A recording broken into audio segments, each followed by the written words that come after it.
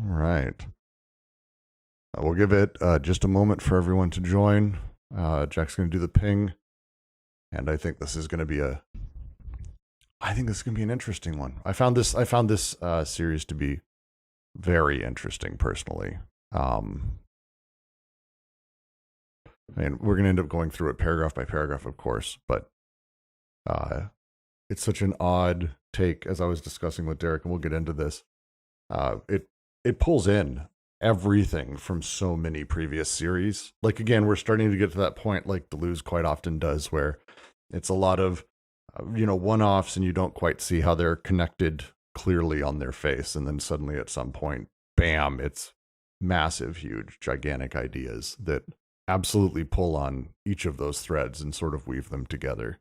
And this is one of those, when we start talking about manifestation and denotation and signification and the way language is possible within events and bodies and actions and mixtures and all these fun things.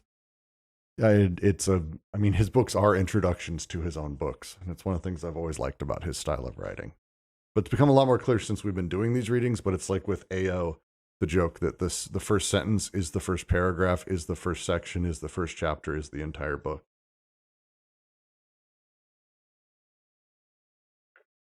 So we'll see what we can do with that. So there's your lesson for anyone who wants to get into scholarship, right?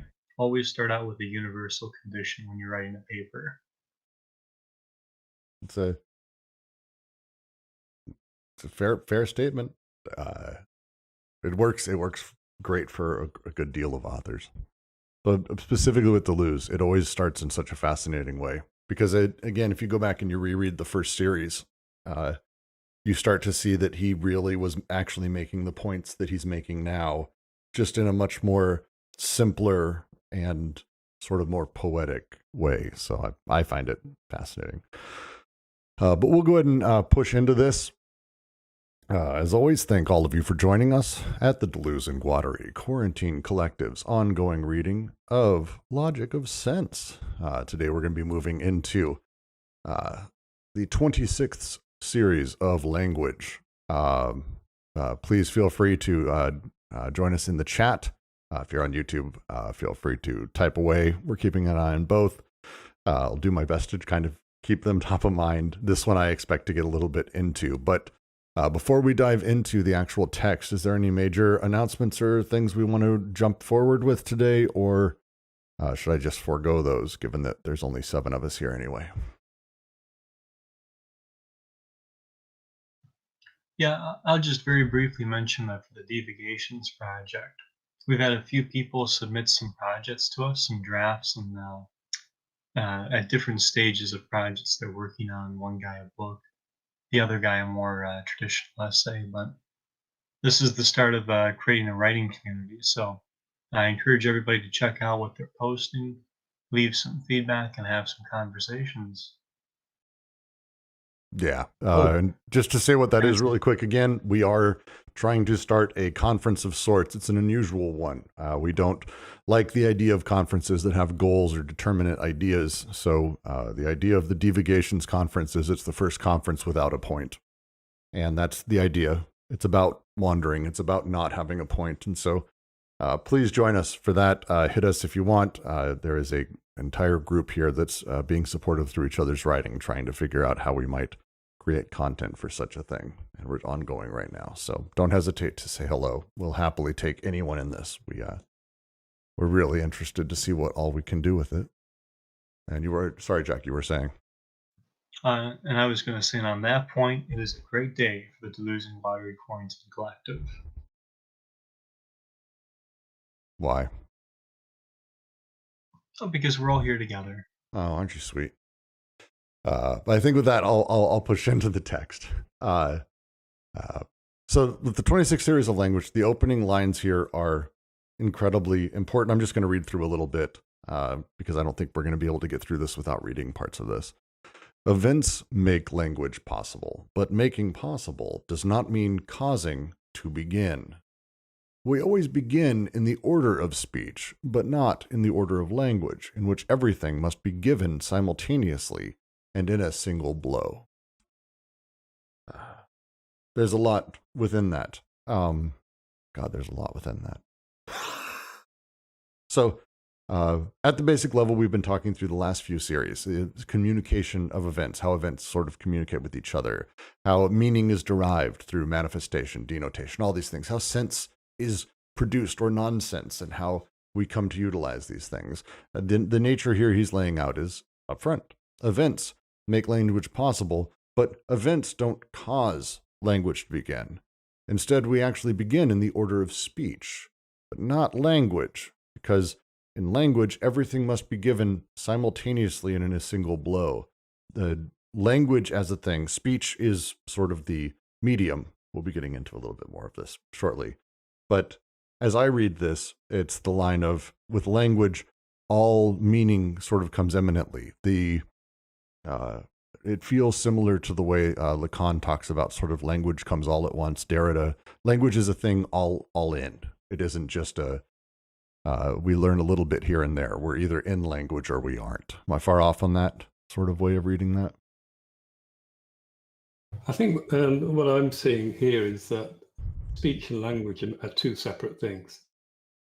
So events make language. So and language is separate, and speech and language is separate, and events make language possible.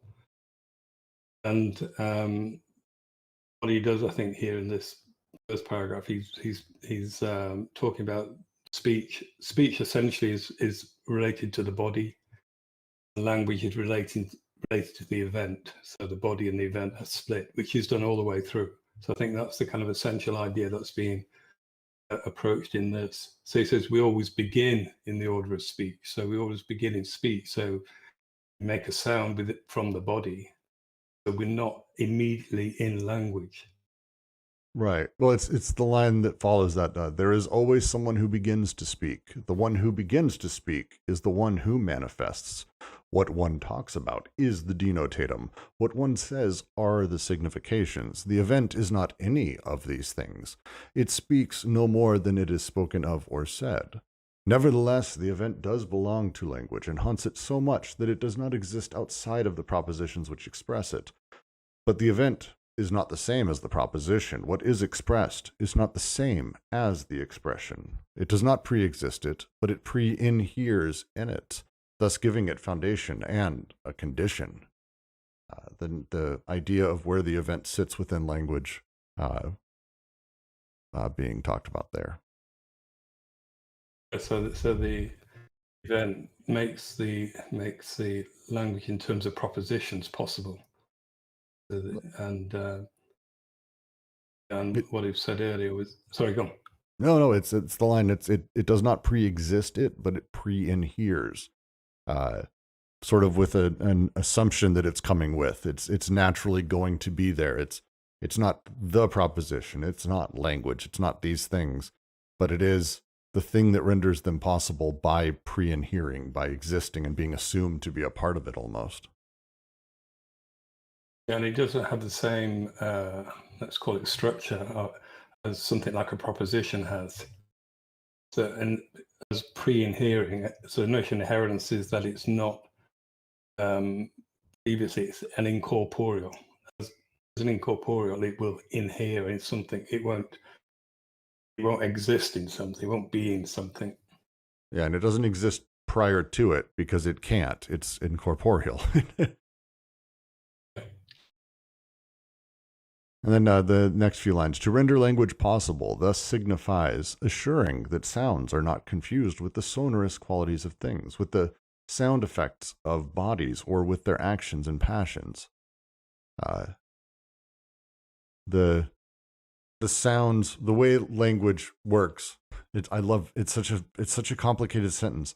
To render language possible thus signifies assuring that sounds are not confused with sonorous qualities of things, the sound effects of bodies, or with their actions and passions. That it's not just the grunts or the groans or the clacking of my vibration in my voice box that you're hearing right now, but it's assuring that these sounds are not confused. This is what makes language possible, and it is this pre-inhering of the event within it that gives that foundation and condition. As you're hearing me right now. Otherwise, it's literally just the vibrations of my voice box you're hearing. And the sounds, I mean, they're essentially bodies.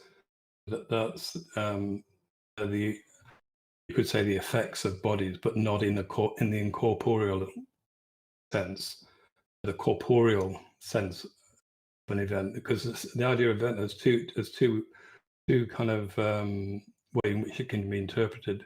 There's an event in which the bodies, when they come together, they give off this event, but it's not the incorporeal event which Deleuze is constantly talking about. Yeah, So in this exactly. Yeah. Please continue. So so sounds are at first the sounds that are bodies. But what renders language is when sounds are separated from the bodies, then are organized into propositions. Then, as it says, I don't know if you can't remember if you read this, but then frees them for the expressive function. Its expressive function, that is language. Language has an expressive function, whereas bodies in their combining, they're mixing together, and as he calls it, their passion, I think somewhere. This is corporeal function, and they're corporeal events, which is not expressive. Yeah, and it's a great way to talk about. You have the direct bodies. I mean, even right now, as you're listening to me, you could just trace all of the bodies from your ear directly straight to my voice box, and all those bodies that are doing what they're doing. Pool balls clacking into each other. But what renders language possible is that which separates the sounds from the bodies, organizing them into propositions as I'm saying this, freeing them for the expressive function. The fact that in theory what I'm saying should make sense to you, I'm hoping it does. That freeing of the sound from the bodies is actually the enabling of language. This is the big moment, and we're experiencing it now. We experience it all the time, just through any sort of conversation. And the next phrasing of it, it is always a mouth which speaks, but the sound is no longer the noise of a body which eats, a pure orality, in order to become a manifestation of a subject expressing itself. Which I love as a sort of quick note. As I'm making noises with my mouth right now, I could do the same thing eating a cookie and drinking some water, but that's not language. That they're both pure oralities, but the difference is that one is enabled by language, that sort of foundational event that pre-inheres, as he says. Yeah, so in this sentence, he said it's always a mouth which speaks. So it's related to the oral, but the sound is no longer the noise of the body which eats. So separating the speaking from the eating, which is this idea of eating, the constant throughout, isn't it? Through this kind of eating. I think in order to become, I think here that's quite an important phrase, because this is becoming here, I would say, may well refer to the notion of genesis and becoming. So to become the manifestation of a subject expressing itself. So mouth, it's always mouth which speaks, but sound is no longer the noise body which eats. In order to become it, so it's notion of becoming, and it's the manifestation of subject expressing itself. And this is this idea of one of the three kind of relations in the proposition. This is one of them, the notion of manifestation, in which the subject who's expressed themselves manifests themselves.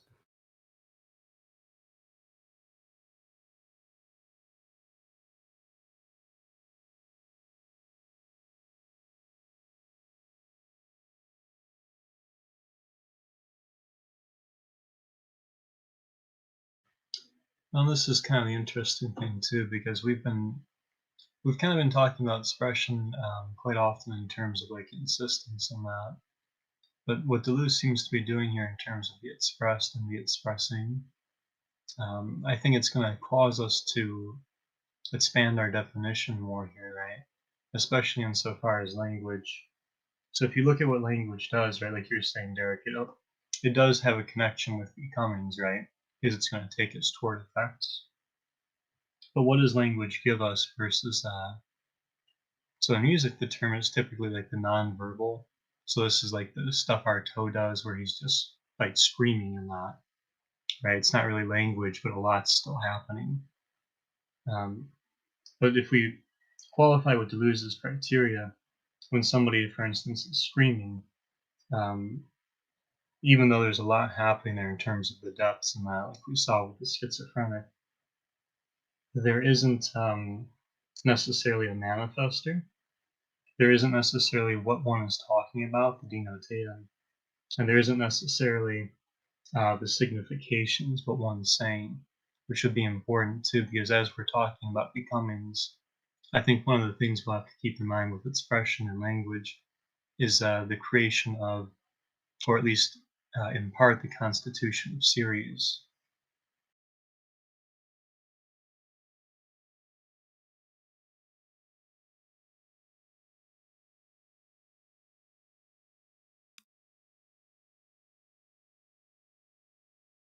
So to continue, Yeah.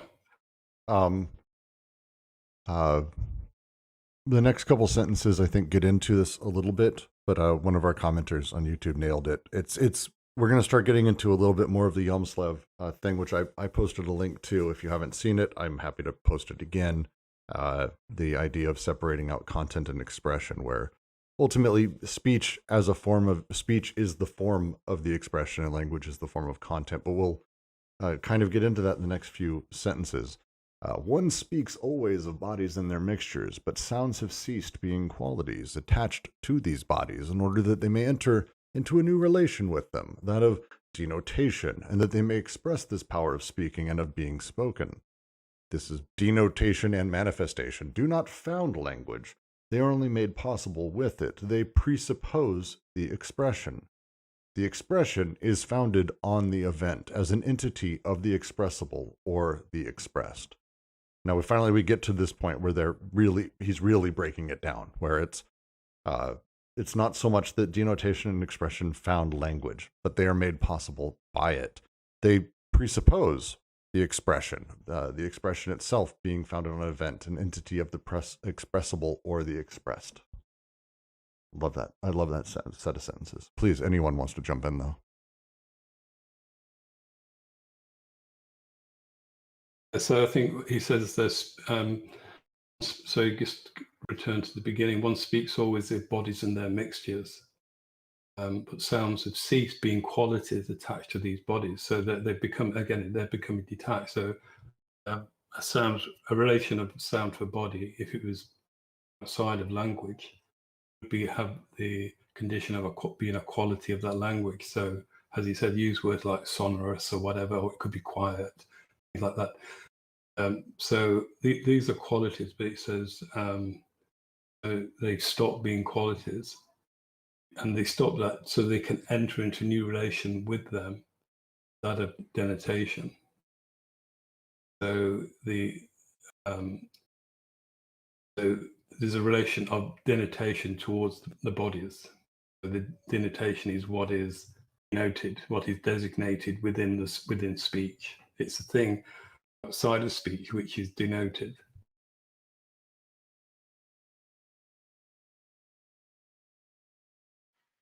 Right. To try and sketch a quick example, to use the, because I like Artaud, right? To use the streaming example, right? There's a way in which something like shrill or piercing or desperation can work as qualities of a scream, right? And in that sense can contribute to a mixture of terror. And that's certainly plausible, right? I mean, that's at the level of the corporeal, that's certainly doable. But once we push that into language, where something like that act is going to be denotated, right? At that point, right, what used to constitute terror is now being put into a different perspective. I think he's going to call it attributes later on, right? And he'll push it toward the dialectic or the noematic. But at that level, then, right? So now terror itself would be expressible, right? So it's moving into the effect, and at that level, I think I might even venture to say right at that point we're talking about how terror is being constituted as effect here instead of just mixture, which is kind of interesting to think about. It almost feels like a transference in a sense, but maybe something like that. Yeah, I wonder though. I mean, I think if the notion of the, say, terror in speech would, for me, be an example of manifestation, because I think that what's being manifested is, because what manifestation does, it manifests the subject who's speaking. So if the subject speaking has an experience of terror, and that this is what manifestation does, it expresses the individual. Sorry, it doesn't express, it manifests, it makes manifest the feelings of the person who's speaking. But it manifests them, right? But I think where you're broaching is the semiotical point, right? Where he says, I think what he says is what you're saying. Yep. What one says as significations, right? The one who begins to speak is the one who manifests. What one talks about is the denotatum. What one says are the significations.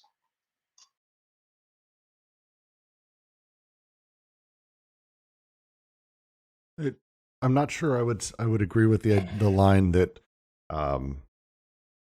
so for me, the way that I'm reading it is that denotation, manifestation, and signification are made possible through the event.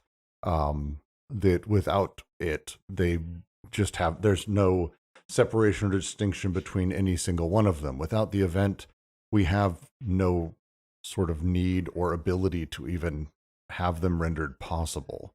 So it's not so much that it generates or creates manifestation, but more that it enables manifestation to exist, and that the language would be the thing, or the words used, or the sentence spoken, or the proposition would be the thing that would actually be that which generates manifestation or denotation or signification. That's the element as I see it. That it's within a puzzle. The picture that I may complete when I have it done may be of a kitty cat, but if I don't have at a basic level the event within this, I don't even have the ability to put the puzzle pieces together. Like the puzzle pieces are amorphous because they're not distinct from each other. Like it's the event is what enables us to have that distinction. I think the notions of denotation, manifestation, and signification are all to do with the proposition. They're expressed in the proposition. Whereas what he says, earlier on, if I remember, the event is, or he might even say in this one, I think he might say in this one, I can't remember, the event is completely separate from those three. The manifestation, denotation, etc., is what's expressed in the proposition. So he says, denotation, manifestation do not found language, it's only made possible with it. And so the event is I think will be seen to be separate. Yeah, separate, but it's the without this thing, those can't even be created. They can't come into existence effectively. They can't be expressed. Right? Yeah, that's right. Yeah, because he's saying that denotation. I think if we go back to the series on the proposition, I think from what I remember about that, he says there that he says basically it's an agreed that three elements in relation to language in terms of proposition. He assumes denotation, manifestation, signification. He says those are the three elements, or what he's going to call in this series a circle of the proposition, I think he calls it. The sense is this fourth thing that is found every so often. So the Stoics found it, and then Husserl finds it. It's something that's there, but it kind of there and not there. Whereas, so these three things, the denotation, manifestation, signification, there, but they're only made possible with, they're not found language. They're not the base, the foundation of language, only possible with language. So there's something else that makes them possible, which is the event. Now, without the event, we wouldn't be able to tell the difference between which thing is manifesting or denoting, or like it's one big glob of noise. That's right.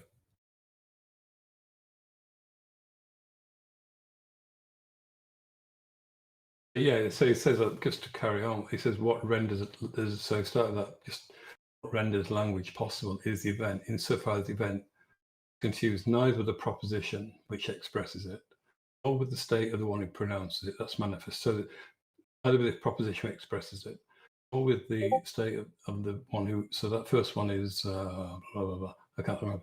The state of the one who pronounces it, that's manifestation, nor with the state of affairs. So the first one is signification, nor with the state of affairs denoted by the proposition. That's denotation.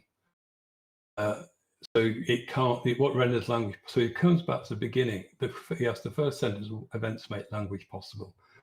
He says what renders. So he's repeating that. He says what he's saying again. What renders possibly the event, insofar as the event shouldn't be confused with either denotation, manifestation, or signification. Then he goes on to say what you were saying, Brooks, about in truth, without the event, all this would be only noise and an indistinct noise. So I like where you're moving there, so that language is not confused with those three elements of language. But I think there's a flip that has to happen there, right? Because I think what he's getting at too is that language is not confused with the corporeal, right? Or more directly, that that the event itself is going to be considered in a kind of distance, right? Since you have surface and surface effect, that the event maintains its kind of distance from the corporeal.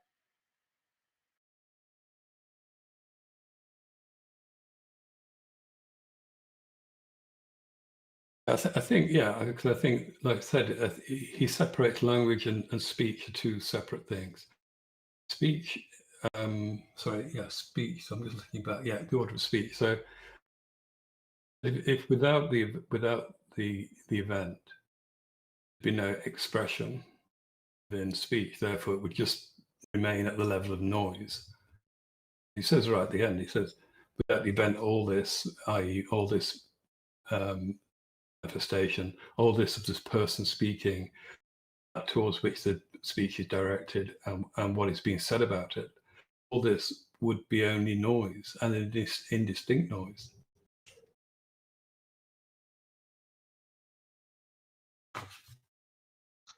Yeah, I think this is kind of a slippery thing here, right? Because we're landing on that the event makes language possible, and therefore language is going to make those three elements possible. But there's something here in terms of expression for the event that is going to explain what actually conditions language so that it will become speakable, right? That's something like, if we're just using terror as the example, right? That quality can now be taken as an event without lowering the event to the level of, I shouldn't say lowering, it's kind of I don't mean to imply like a bastardizing, but without taking the event as the corporeal, right? Without taking it as causal.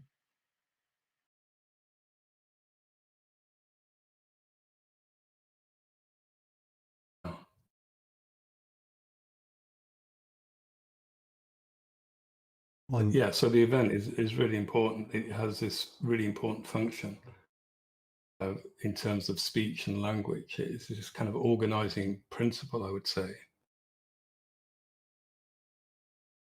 He said in the next sentence, it not only does it make possible, so it makes language possible, it separates that which it renders possible, which I would say is the three elements within the proposition. Also makes distinction of what it renders possible.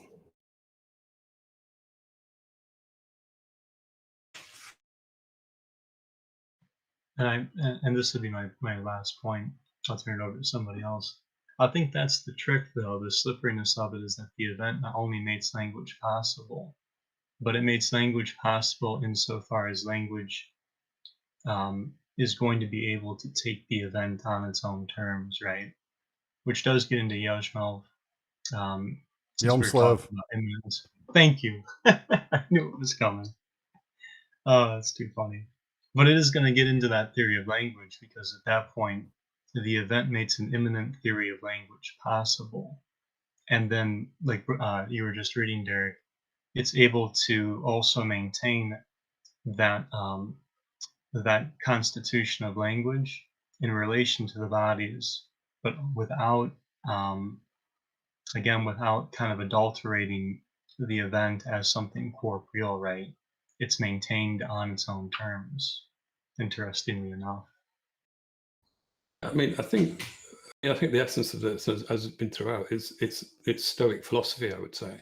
I mean, I know then, as we've seen earlier, Stoic philosophy, which then gets developed through Leibniz and then through Nietzsche.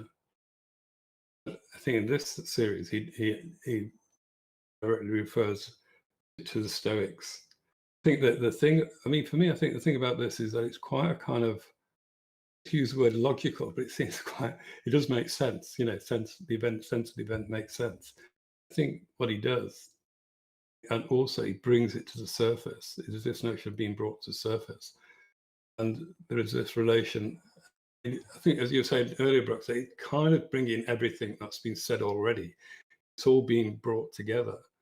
So the other idea, the other element here is the notion of series, the way in which series kind of interact with each other, what coordinates a series in their interaction. Well, and that's the line. The event results from bodies, just to continue a bit. They're mixtures, actions, and passions, but differs in nature from that of which it is the result. It is, for example, attributed to bodies, to states of affairs, but not at all as a physical quality. Rather, it is ascribed to them only as a very special attribute, dialectical, or rather, noematic and incorporeal. This attribute does not exist outside of the proposition which expresses it, but it differs in nature from its expression. It exists in the proposition, but not at all as a name of bodies or qualities, and not at all as a subject or predicate. It exists rather only as that which is expressible or expressed by the proposition enveloped in a verb. The event occurring in a state of affairs and the sense inhering in the proposition are the same entity. It's a kind of a lot of stuff I sort of rambled through, but it just felt like it continued off of what you were talking through because it's spot on.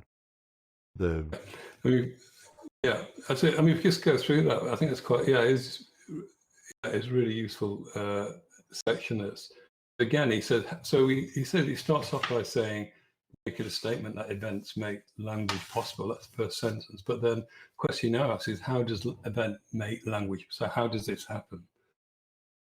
And we've seen that the essence is that of a pure surface effect. So the event is a pure, it's something at the surface. But as we've seen earlier, impassible, corporeal entity. It's incorporeal, and it's not affected by things. It's impassible.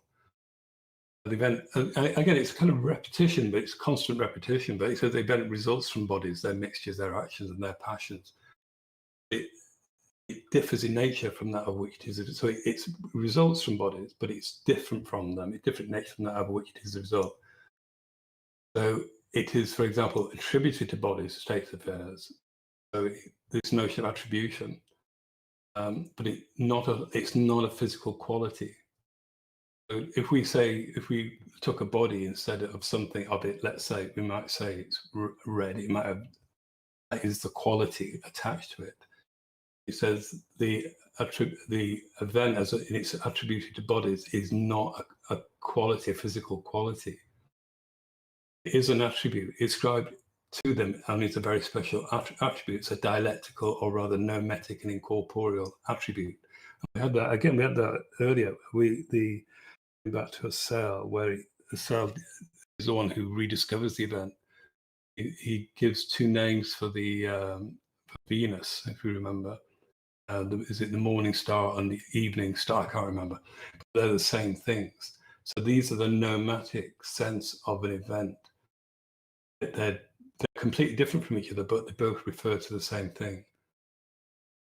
So this attribute, which is attribute the event, doesn't exist outside the proposition which expresses it. It's not the same. It's different in nature from its expression. It exists in the proposition, not at all as a name of bodies or qualities, not at all as a subject or predicate. I think the word he uses actually is I think he might say here, rather than exist, it insists. There's this notion of insistence, which is similar to inheres as well. So, Yeah, it's this idea suddenly becomes, as he puts it, expressible expressed by the proposition enveloped in a verb. The event occurring in a state of affairs and the sense inhering in the proposition are the same entity. And this, to me, I think, again, to go back to the discussion you guys were having, that the way that the event occurs within the state of affairs, and then at the same time, the sense that inheres in the proposition within that are the same entity. These are these noematic qualities, I suppose, is the phrase he used. I love the word noematic for this because I think it's really appropriate. But it does fit that. The next sentence, I think, lines it up.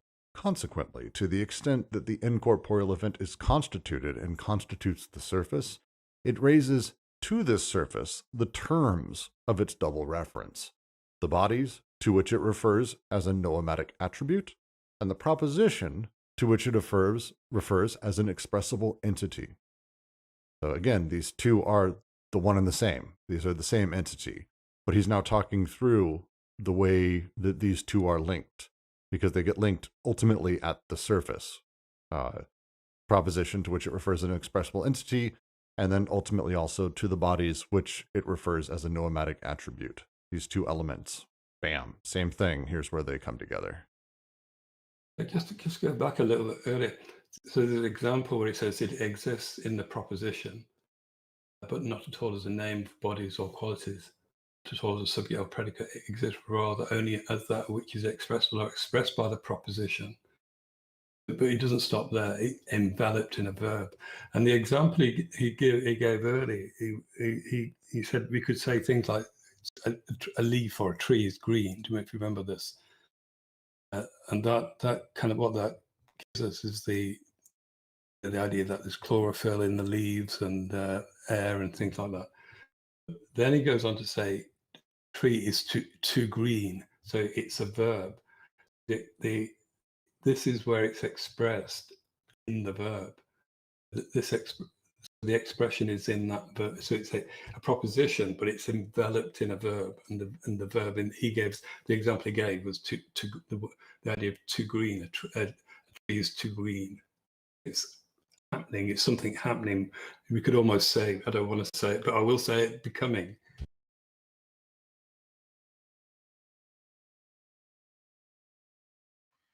Yeah, I mean, we can talk about becomings.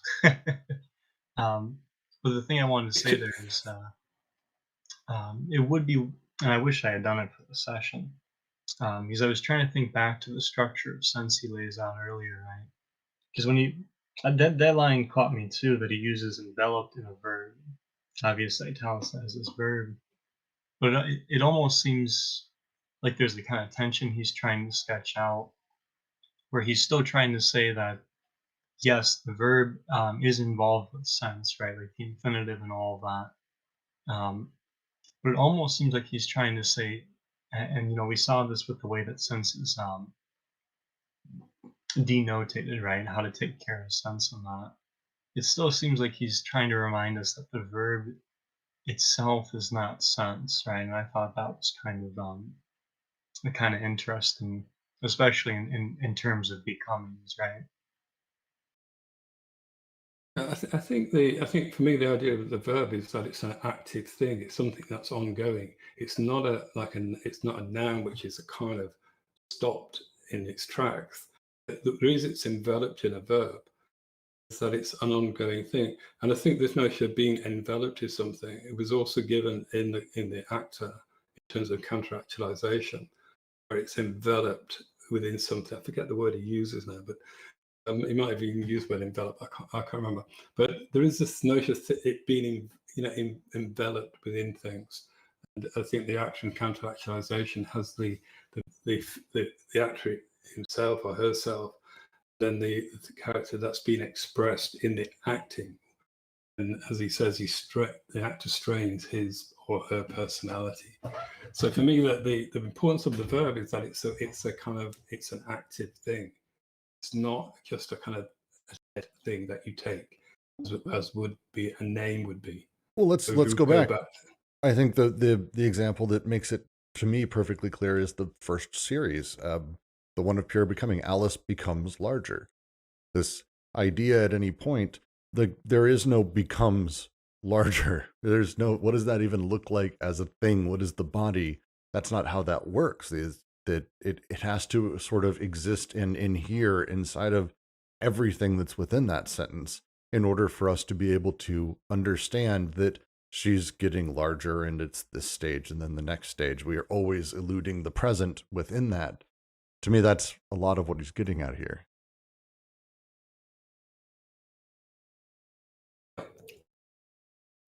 Well, and that's even a good point as we think about dialectical or nomadic and incorporeal, right?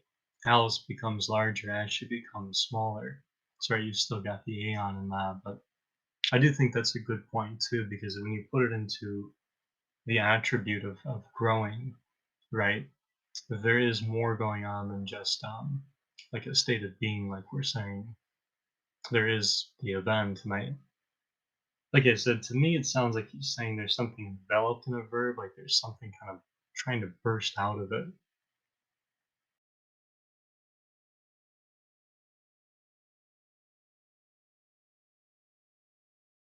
I think the sense I get of the verb at this point is that it's the verb that carries the sense. Oh, absolutely. Absolutely. Sorry, I was just agreeing with you. Sorry, please continue. Yeah. That's all I wanted to say, really. Just it carrying it.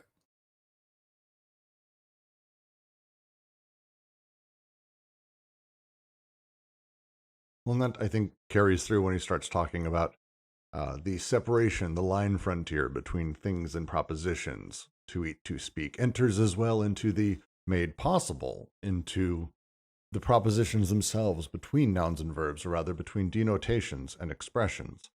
Denotations refer always to bodies and in principle to consumable objects. Expressions refer to expressible meanings. You can get the door, Derek. It's fine. I didn't realize that. I'm just going to turn my yeah, you're good. I thought I was muted. So. Oh, you're good. But this line frontier would not enact the separation of series at the surface if it did not finally articulate that which it separates. It operates on both sides by means of one and the same incorporeal power, which, on one hand, is defined as that which occurs in the state of affairs, and on the other, as that which insists in the propositions. Again, going back to, and I think this is, if there is a underlying core drive at this, it's to go back to the sentence that says, where is it? Sorry, I feel terrible. I should have this one marked. I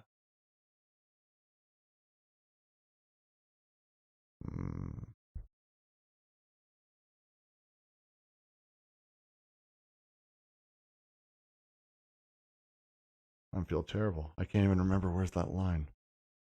To go back, it's specifically, again, the state of affairs on one side, and then on the other side, it is the inherence within the proposition. And these two elements are one and the same. This is where the event is. The event sits in both spots and is these things. And the line frontier, just to continue to the next paragraph. Oh, sorry, Derek, go for it. I was just going to say, I think the important thing about this for me is that the event organizes the surface. So it raises to the surface the terms of its double reference. So it has this double reference to bodies and to propositions. And the bodies, which refers as a nomadic attribute, proposition, and expressive entities, and it organizes these terms. This is the function, I think, of the event. It organizes it has an organizational principle. But it organizes these terms as two series, which it separates. And in this separation, it says it organizes these terms as two series, which it separates, since it is by and in a separation. It distinguishes itself from the bodies from which it ensues and from the propositions it renders possible. So it's a really, I think, very kind of clear structure that Deleuze is setting out here, and he's building on what we've already spoke about in terms of series and how they interact with each other. And the event has this a very incredibly important role of kind of coordinating them and, well, organizing them, as he says, but also separating them as well.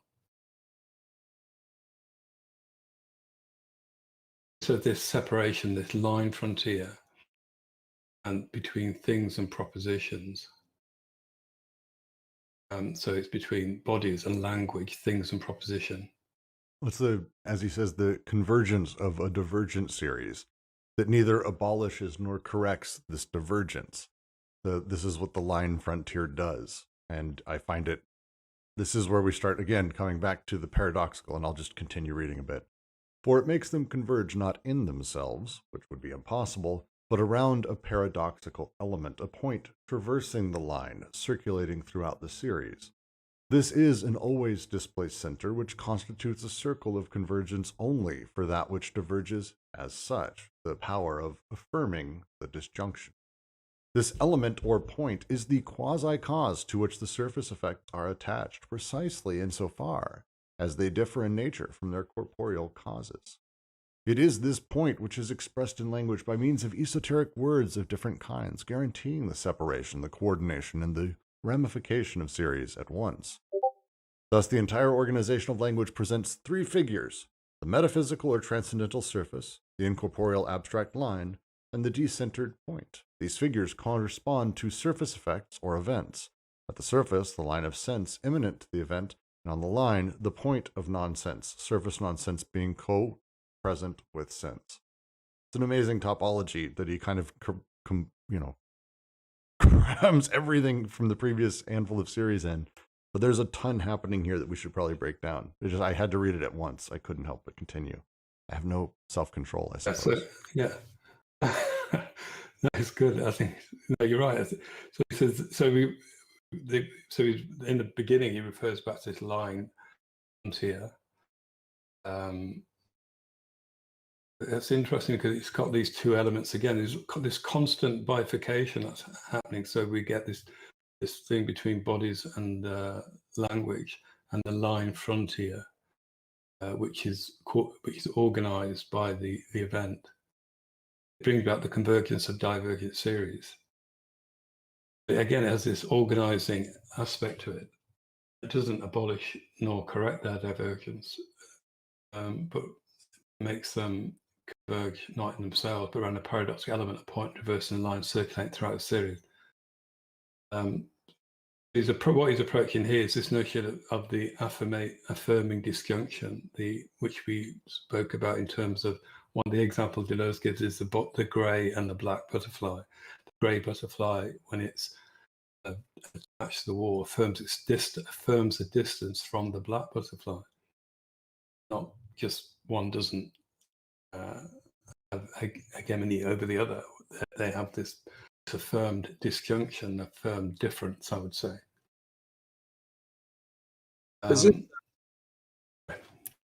Ask a question? Could I?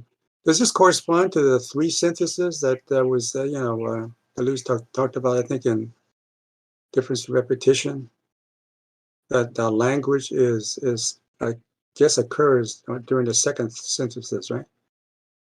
Or maybe they, the way he talks about it, seems like they're occurring all at once, or but developmentally they, there would be the first synthesis of habits, and then what's the second one? And then the synthesis maybe involves language.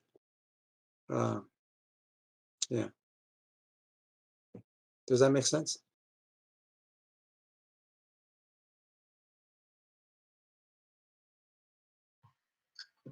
Yeah, I don't have the background difference in repetition, but I can at least follow what you're saying. I would say it's the three syntheses in logic of sense, right? Which may expand in some ways the argument of difference in repetition. But right, even when he says convergence, I think that's, oh gosh, what's the word?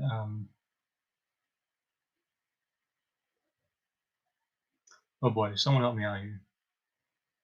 Not consummation, but conjunction. Oh, here we go.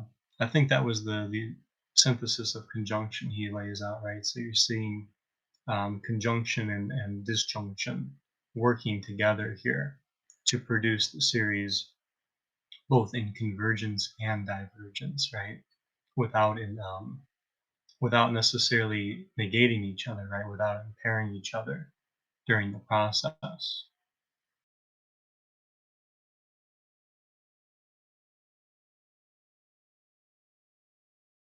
Yeah, I'm uncertain that it's directly. I mean, all of his syntheses you can find correlations between all of them. We could pull the same with AO to this. There are threads that I think connect them. But specifically in DNR, the three syntheses, I think, is more about the three syntheses of time. This is, I think, his three syntheses of sort of language or sense being produced within that. There's less, at least it feels to me, this is less directly involved with time in the same way that they are in DNR. At least that's how I read it. I may be completely fucking totally off base, so don't totally listen to me, JK. Right. Towards the end of this chapter, he's going to, talk about ion again. No, And time's around all this for sure. yeah, right. So like I So said, there's threads, but to me, like I think the DNR ones are straight up about the ways we ingest time. This is more about the way we ingest language, which will have its place within time, within Chronos and Aeon. So right, yeah. right.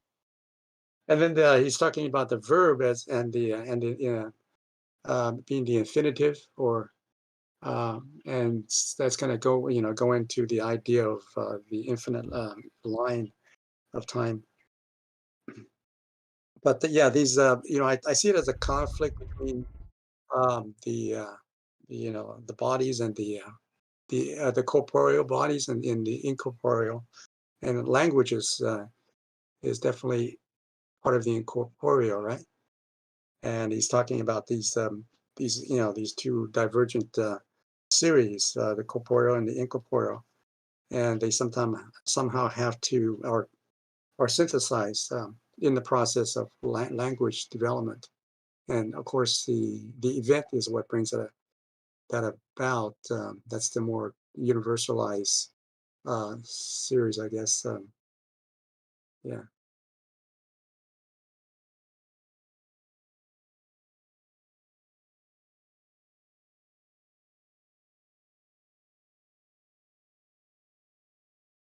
Yeah. Thanks for the feedback.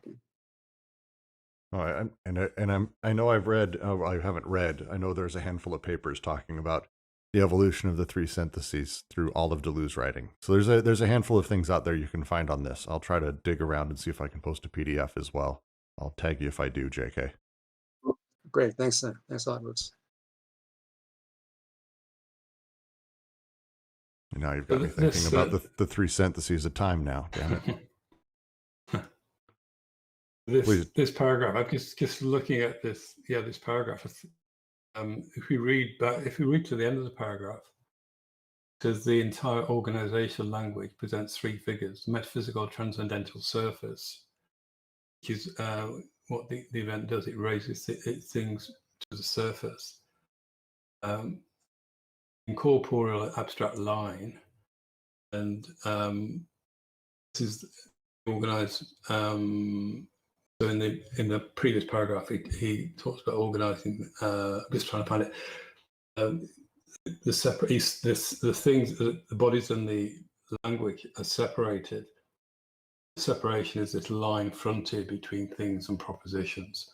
So this second figure is the incorporeal abstract line, and the final one is this decentered point, and this is what he talks about in this paragraph. So he says the line frontier brings about the convergence of divergent series, but now it abolishes non-correct side divergence, where it makes them converge not in themselves, around a paradoxical element, point traversing the line and circulating throughout the series.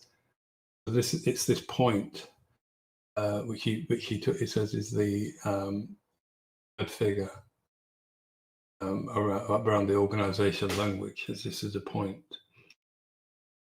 He calls it an always displaced center, which constitutes a circle of convergence, if that which diverges as such. And he mentions, as we said earlier, the power of affirming the disjunction. And this element of point is the quasi-cause. So this is again a very important idea, which is now being really nailed down.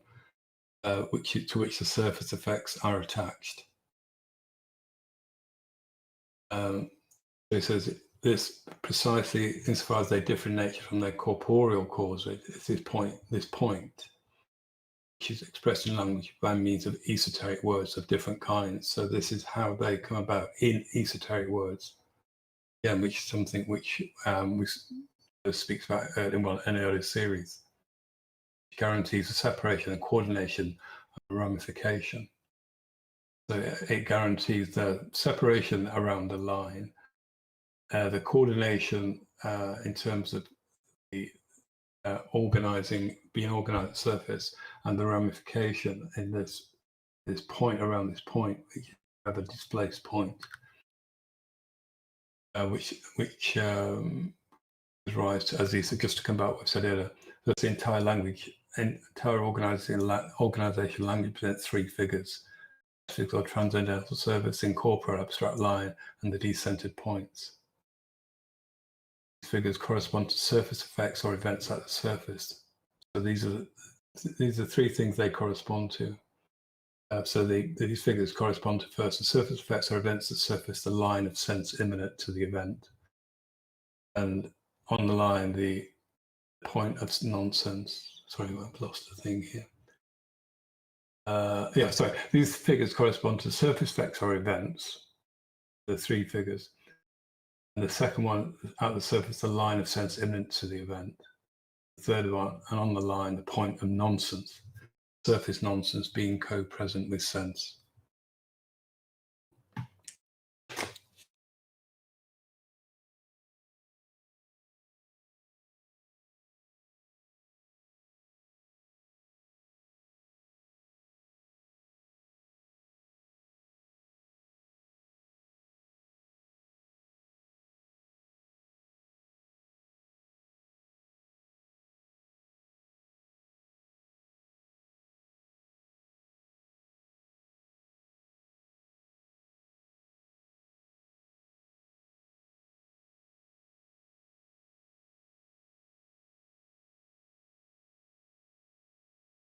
So if we go to the next paragraph, this is where he starts talking about the Epicureans and Stoicism. And what he says is that they attempted to locate in things that which renders a language possible. So obviously what we've spoken about to now is the idea that events make language possible, and events are incorporeal. So the Stoics and the Epicureans attempt to locate what makes language possible in things. But they did and as he says, they did it in very different ways. So the first one is the Epicureans. In order to found not only freedom, but also language and its use, Epicureans created a model based on the declension of the atom, while the Stoics, on the contrary, create a model based on the conjugation of events.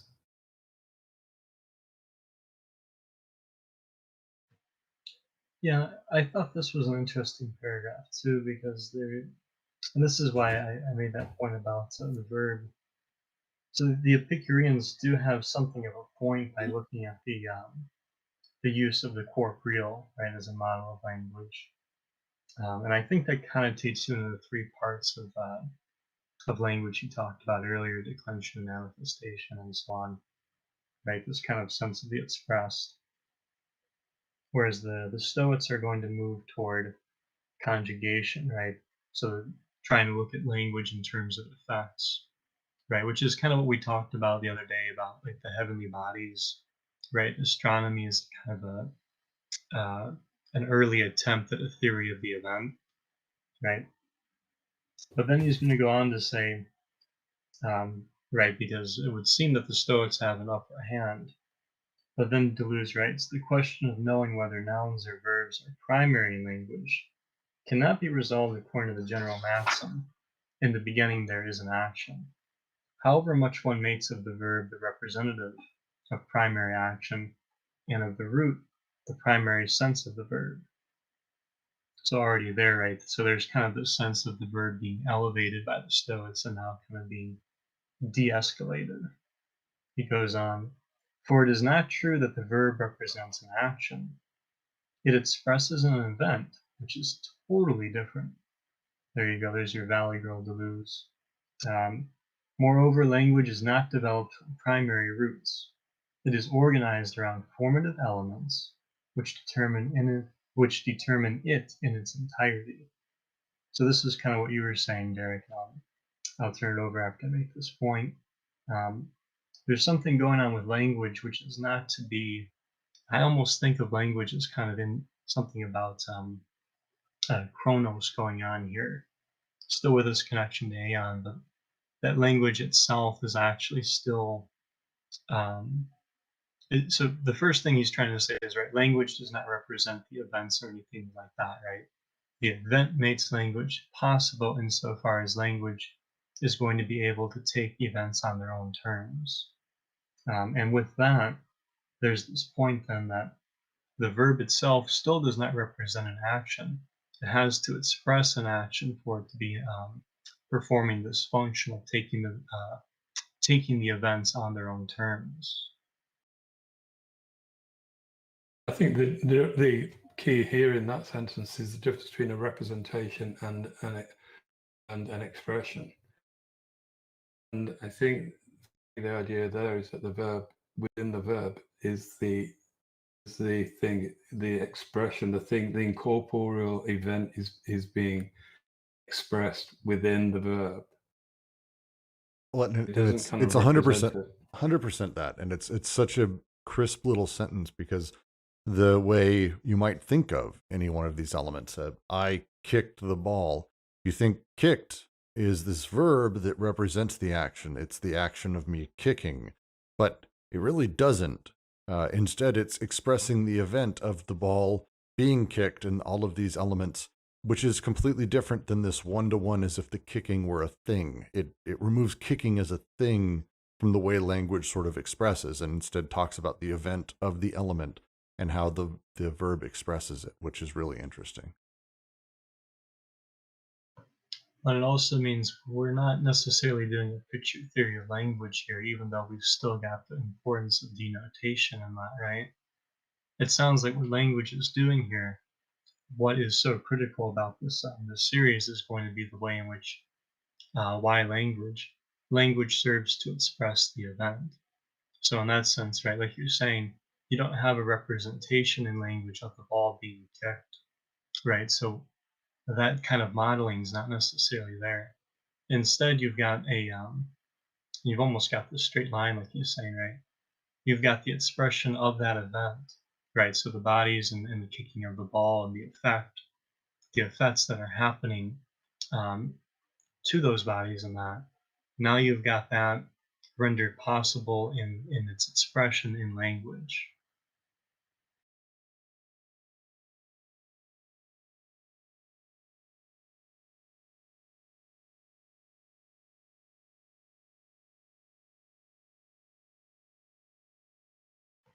Which is why he's still like with the verb, there's something through sense that it's almost like he's trying to say there's a difference between taking sense to be the verb and understanding the verb as enveloping sense, right? There's almost this tension of even then guarding against the temptation to, at least as I read him, guarding against the temptation to represent the verb as sense. Well, and again, to continue a little bit further, because I'm going to skip a little bit of that middle part, just because we're talking about this very specifically. The verb is not an image of external action, but a process of reaction internal to language. I think that helps. Some of these sentences are just great. It is the verb which constitutes the ring of the proposition, bringing signification to bear upon denotation, and the semanteme upon the phoneme, which I'll back up to too. But this idea of sort of traditional language, or at least maybe I'll just say how I was taught or how my brain worked, is that a verb represented the thing that was being done, and it's a representation of action. Alice growing bigger, Alice becomes bigger. Oh, there we go. It's the representation of the thing that's happening, but it's not the case. Language is not developed from its primary roots to just continue through where we were. It is organized around formative elements which determine it in its entirety. But if language is not formed progressively following the succession of an external time, we should not believe for this reason that it is totally homogeneous. It is true that phonemes guarantee every linguistic distinction possible within morphemes and semantemes, but conversely, the signifying and morphological units determine in the phonetic distinctions those which are pertinent in the language under examination. The whole cannot be described by a simple movement, but by a two-way movement of linguistic action and reaction, which represents the circle of the proposition. And to me, this goes right back to the first series again, with Alice becomes larger, Alice becoming bigger. The function there, it's not just altogether a simple movement, but a two-way movement of linguistic action and reaction, which I find it's a really nice, crisp way of sort of bringing that together. Well, and with the circle, it almost sounds like we're back to Chronos. And this is kind of what I'm getting at. I think the question he's trying to work out here, right, kind of the problem with this paragraph is, so what is the limit of the Stoic and the Epicurean thought? And in a sense, it's that they're kind of modeling a theory of language through its parts, right? Whether that's nouns and adjectives or something more corporeal, or whether that's verbs, insofar as verbs are trying to give you a sense, right? But this is what I mean too. There's still a risk there of not taking care of sense as representing sense, and then building something off that representation or not to be too critical of the Stoics. But I think this goes back to why it's a first attempt, right? There's something that there's some things that need improvement there. So if the question then is, what do we do with the theory of languages and that? I think it's a question then of, if the event is going to be the condition for language, and then for those three parts of language to take place, right? Yes, the verb's important, just like those other parts are, since they correspond to nouns and adjectives. But in that, I think the move he's making here then is to understand sense as actually working through the verb, even though it's enveloped by it, since it's not necessarily the verb, at least in my reading. But then sense is doing something through the verb that is itself doing something through the proposition, right? And so you almost get this picture of, again, as I kind of read it, like you almost get this picture in language of a kind of another surface being constituted. And at the same time, this question of effects through sense being reconstituted now, not in terms of the bodies in the normal sense, but now in terms of language and things like nouns and adjectives, right? Still corresponding to bodies, but now you kind of get, right, so you get the relationship between things and words, which is going to be the event, but you also get a way in which you can take both on its own terms, as well as the event, and thereby actually follow sense insofar as it's going to do things really, it's going to do things through the distance between things and words, right? Which is not necessarily the verb itself, but it's going to use the verb to do that, I think. Well, and that's the line. What you're talking about is the line where he says that the verb is not an image of external action, but a process of reaction internal to language.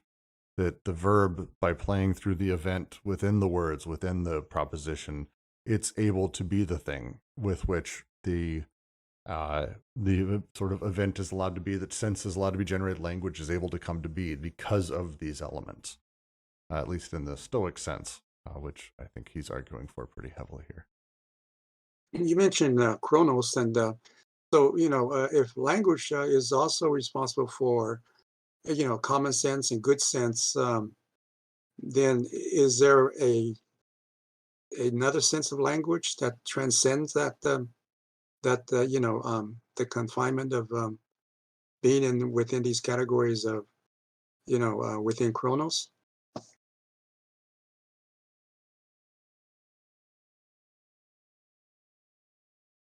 You're asking, how does it sounds like you're asking how would sense then be useful in generating something paradoxical? Is that correct?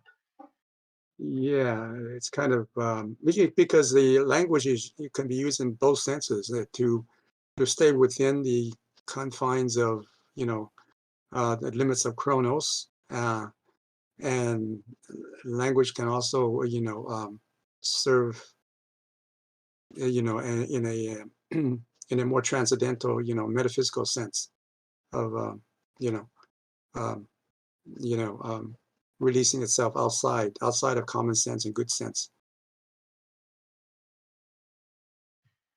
I suppose what I'd say then is so the first thing is right, common sense and good sense are in a sense they're kind of a misuse of distribution, right? But it's a way in which that something is evenly distributed is sort of like, at least for our purposes, something kind of essential or taken for granted from within a series, right?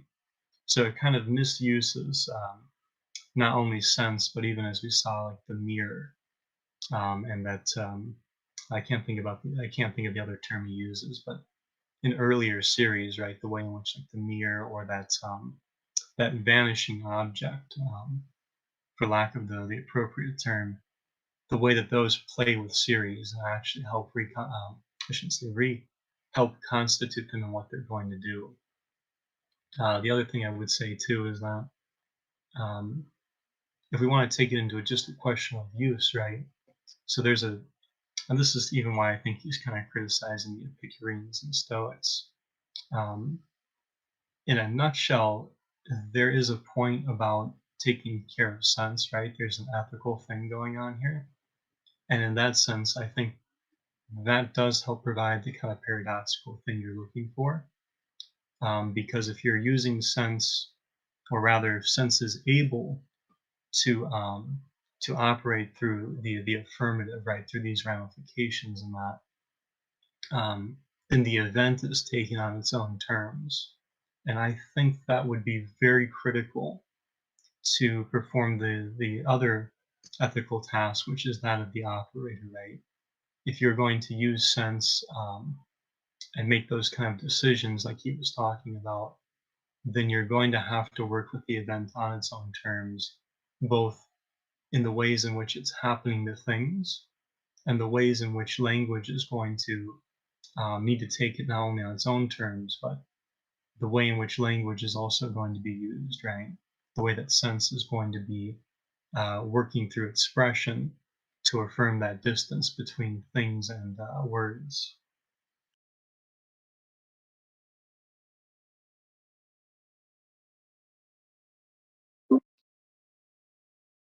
Yeah, thanks. So you're saying that there's a misuse of language that which is departs from what he's saying here, that it doesn't really get to the sense, right, of what language is and how it should be used, right? Yeah, I mean, that would be the easy move, right? To say that common sense and good sense is kind of a mistake on the use of sense, right? Or more so what sense is doing. Mhm. It kind of gives you your classical itch for paralogism, right? Mhm. Sure.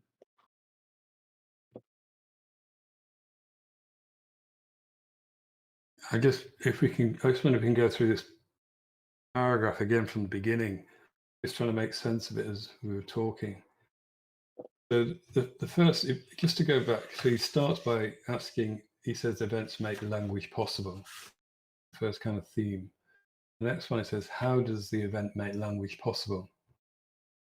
And the third one, I think the third kind of theme of this series begins with the two great ancient systems, Epicureanism and Stoicism, attempted to locate in things that which renders language possible. So this notion of things which might be somehow different from events, which this making language possible. But as you said, they did so in very different ways. For in order not only freedom, but also language use. The first Epicureans created a model based on the extension of the atom. Stoics create a model based on the congregation of events. So he develops this a little bit further. So he says it's not surprising that the Epicurean model privileges nouns and adjectives. It's the kind of relationship between the noun and the adjectives that which makes language possible. It says nouns are like atoms or linguistic bodies. So again, he's relating this to the kind of bodies. Atoms are like linguistic bodies, which are coordinated through the declension. It's in the adjective that the declension takes place. So it's the noun in relationship to its atom in terms of declension, and which are occurred through the declension. And adjectives like the qualities of these composites. So the nouns are kind of declined. They take on different forms. Bodies becoming different. And the adjectives is a description of those qualities. So it's very much to do with bodies and qualities.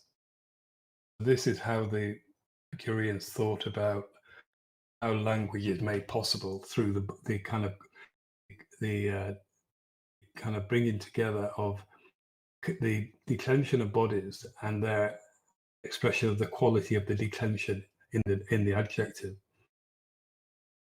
Then he goes on, the Stoic model comprehends language on the basis of prouder terms. And I don't know if you remember, but the prouder is a reference to this Carol and Humpty Dumpty, who says he deals with. They said they're proud, very proud, these things. The prouder terms, verbs. And again, it's a verb and their conjugation. So it's two things coming together again. So the Stoic model comprehends language based on prouder terms, verbs and their conjugation. There's a link between incorporeal events. So but by the fact of the verb, it has this link to incorporeal events. The question here is the question of knowing whether nouns or verbs are primary in language. So that's what these two systems, Epicurean and Stoicism, both have this question about the possibility of language. One is founded on nouns and one is founded on verbs. So the question of whether nouns or verbs are primary language cannot be resolved according to the general maxim in the beginning there is the action. It seems to suggest in the beginning there is the verb, however much one makes of the verb the representative primary action of the primary state of the verb. As we said, so we've come back to what we've spoke about earlier. It's not true that the verb represents an action expressed an event, it's totally different. Moreover, language is not developed from primary roots, so it doesn't come from this sort of some primary early individual root. It's organized around formative elements to determine its entirety. Well, and it's when we go back, if we talk about the nouns and the way that it's set up, it's a representational view, like one-to-one, that the words are things, that the words represent things. But the Stoic is much more of a emergent, that language is almost produced through the process, as he talks about it. I think the problem though is that Stoics, from what he seems to suggest, is that the Stoics place value on the verb, but it's a verb as an action, so it has a kind of it has this representation of action, which is not correct. It's an expression of an event, but so I'm not sure that if that's what we said is correct. Well, no, so I think for the way he says it is, the Stoics, on the contrary, created a model based on the conjugation of events. Their model is about specifically the conjugation, the coming together, the connection of these things. And through that, we have this sort of model of language with which sense is produced. Things are produced out of it rather than a model of language that is atomistic. And he says, the declension of the atom is what the Epicureans base their model on. I think what he's saying here, though, he said I think he's expressing a kind of uncertainty about which of these is primary. So he says how much one makes of the verb. He says, question knowing whether nouns or verbs are primary in language can't be resolved according to the general maxim and begin there. Yeah, perhaps you're right. Yeah, perhaps you're right there. No, but neither are primary. That's the big move here, is that neither declension nor conjugation, or more directly, neither nouns or verbs are the condition of language.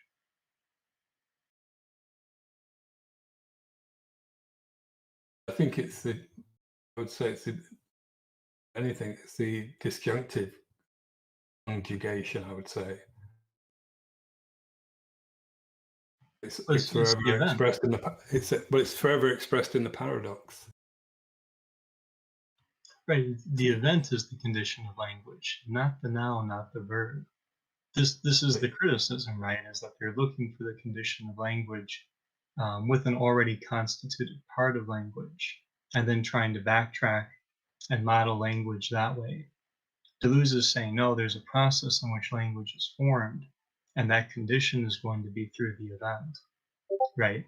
So even though the Stoics made a laudable attempt to take the event on its own terms, their theory of language and that needs to be taken a lot further, right?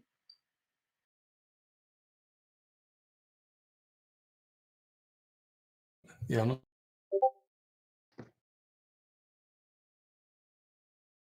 wonder if we can understand these different theories about language in terms of substances. The Epicurean and the Stoic positing a kind of a substance theory of language, that one is derived from, one is atomistic, and the other one is, conjugation of events. But what do they mean by events? But it seems like for them it's the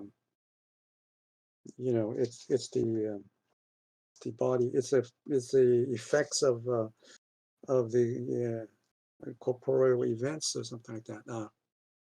And Well, I so just want to say we shouldn't get too married to this is actually what the Epicureans or Stoics believed, and that this is some kind of sort of cheat sheet for going through Stoic or Epicurean theory of language. I'll say that there is very little that Deleuze actually takes that is very well grounded inside of what is a very varied, massive work, which is all of the Stoics put together. So, so that maybe less that, more just sort of moving forward, figuring out how to sort of play with them going forward would be my thought. right. I think I'm just trying to get the sense of why he's talking about this, what he's talking about in this paragraph, and why it's important. I think what he's talked about so far is expression in the kind of language, so in the verb, and so the sense expressed is developed in the verb, etc. I think here he's talking about the elements of language, the actual pieces that make up language. He talks about at the beginning of this paragraph, the two great ancient systems, Epicureans and Stoicism, tend to locate in things, which renders language possible.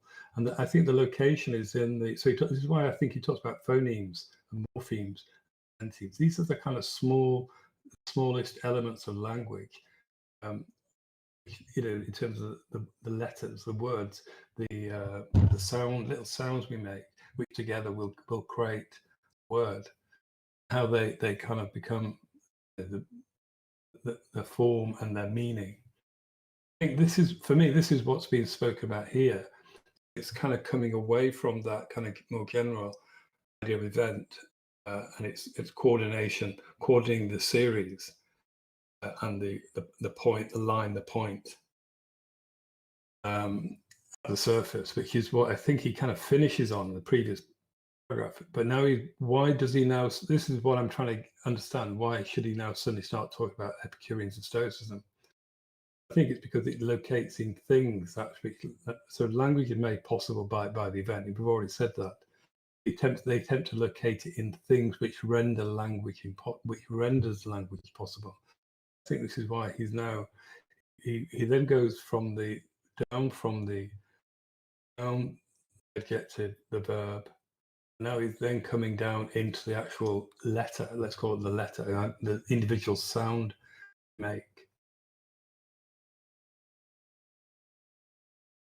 So if I were to give it a crack, I would say there's a level where what he's talking about through this is through the phonetics, through nouns, through verbs, that the way that we generate meaning or have sort of these things come out of it is that we have, on one side, we have the linguistic, the phonic action, which it basically at that point, it incarnates the verbs. It brings them to be.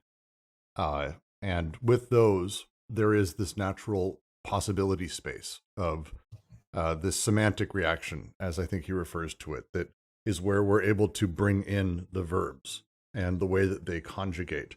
I think he's actually less trying to say that it's one or the other, but actually bring them together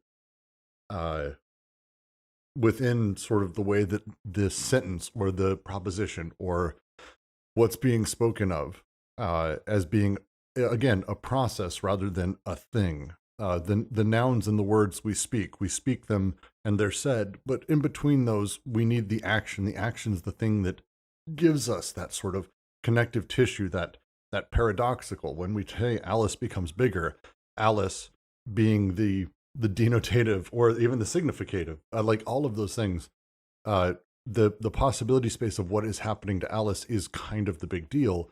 But when we actually go through the process with the verbs of the conjugation, suddenly within that, this circle of the proposition gets broken, and that's that crack forms in the surface of it, if I'm going to use that same topology. And at this point, we have the expressed of the proposition that shows up.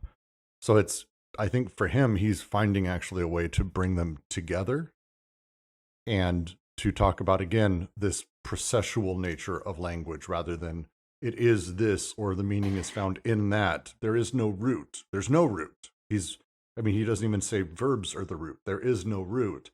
It all comes at once. When I say this sentence or as I've been rambling here, language comes as a thing through this and then it disappears again. And it comes at once and it goes away.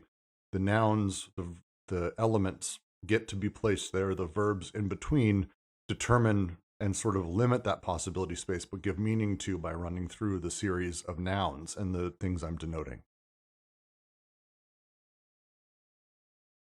So you're saying that language, actually brings about a sense through a sense of meaning, by way of initiating some kind of action in the world. It's not just a corresponding, or representation of the affairs in the words, but actually gives meaning and brings about some change, right? It generates sense. Right, it generates sense. So sense is a kind of sense, an event is a kind of change in the situations in the world, right? Yeah, verbs express event, but nouns are the elements around it.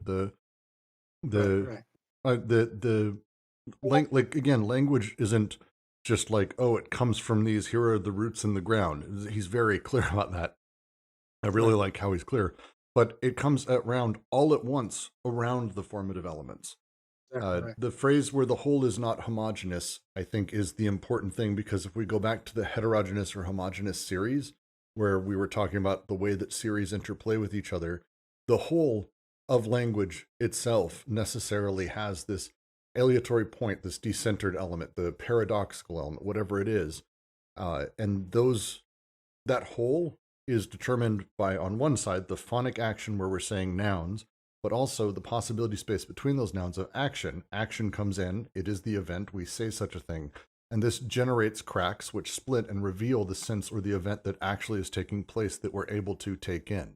And this is, from a beginning to end, processual and not bound on anything. It's a very, I don't even know how I would explain this except to say it's like the opposite of structuralism, but it's deeply structural, which is really weird. I don't know if that sentence didn't even make sense. No, I think you're right. I think he's chasing down the idea, the structure, right down into the smallest element possible in language, which is the phoneme, and which the phonemes guarantee every linguistic distinction possible within morphemes, and then it goes to larger elements and larger elements. But I think what he says, just to go back slightly earlier, he said, because he's talking about, again, what renders the language possible, and he's talking about the Stoic and Epicureans, how they understood it. One system is through straight away have two opposing systems: Epicureans in terms of nouns and adjectives, and the Stoics in terms of verbs. So, but language is not developed from primary roots; it's organized around formative elements, which determine it. And I think this is where he's talking about these. I think the formative elements, I think he refers to, I think like phonemes, morphemes, semantic, the actual smallest element, which this is what makes language, I think, makes language possible. And he says the whole can be described as simple movement, but I think this is really crucial, about two-way movement, which is kind of developing this dualism again, two-way movement, linguistic action, and so it's a linguistic action and reaction. Represents who's returning to the circle of the proposition, which is a manifestation, denotation, and signification. And the line there, if phonic action forms an open space for language, semantic reaction forms an internal time without which this space could not be determined in conformity with a specific language. Independently, therefore, of elements and only from the point of view of movement, nouns in their declension incarnate action, whereas verbs in their conjugation incarnate reaction. The verb is not an image of external action, but a process of reaction internal to language. He's synthesizing the two sides of this into a single sort of uniform, emergent idea of how language is created and works. And he's talking about, so he talks about phonic action, so the sound, which is the sound of the bodies, which is forms an open space for language. Semantic reaction, so the reaction of meaning, the conditional elements, type, without which this space could not be determined in conform as a specific language. So he, again, is returning to this kind of idea which he starts with. He says what makes events make language possible, but then he distinguishes between sound and language is that's coordinated by events that makes the sound. He detaches the sound from the body and makes the expression possible. He's coming down, yeah. So he's continuing, but approaching it from a completely different angle, I would say. Yeah, well, it's the line, in its most general notion, the verb. It envelops the internal temporality of language. It is the verb which constitutes the ring of the proposition, bringing signification to bear upon denotation, and the semanteme upon the phoneme. But it is from the verb as well that we infer what the ring conceals or coils up, or what it reveals once it is split, unrolled, and deployed over a straight line, since, or the event as the expressed of the proposition. It's a completely generative way of looking at language. I do want to make sure we get to the last paragraph too. But yeah, please, Derek. Just to emphasize that, I think I think the verb the verb is again being made primary in its role within the making language possible. So it's the verb which constitutes so it's the verb that's central to the constitution of the ring of the proposition, as we said anyway. And he says it's from the verb as well that we infer that what the ring conceals or coils up, or what it would. So it's this notion of unraveling, and this ring is the ring of the proposition, which obviously also refers to the circularity of chronos, the unraveling of it into a single line, which is at the surface, which is to do with the idea of eon as well. So all these things are all linked, I would say. Yeah. So okay, to say, because I think I agree with you, Derek. The idea then is that nouns within this sort of format are they're pointing at things. They're just at this point really just phonemes. They're sounds ultimately emitted that until they have the verb which gives the circle and creates the thing that moves between them and gives them essentially context, I guess, more or less. That's when language is actually created. So it is within the verb. I think is that a short version of what you're saying? Yeah, definitely. Yeah. Yeah, I think I agree with that. Jack, please. Yeah, I disagree though. Language is created by the event, right? So the criticism of the Epicurean and the Stoicism is that respectively, one takes the condition of language as the noun, the other the verb, right? Deleuze's move in this paragraph is to remove respectively those conditions.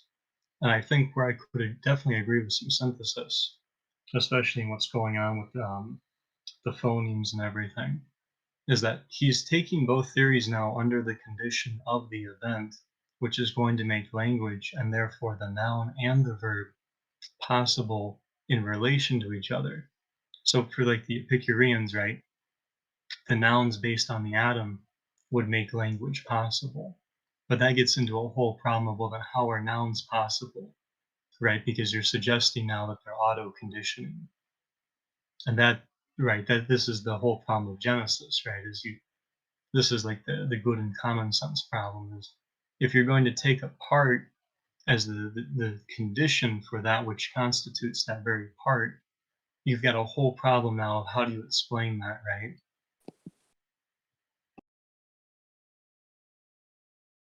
I think, yeah, I don't agree, because basically what he's saying is that towards the of that paragraph, he says the nouns, where is it? I'll just read it.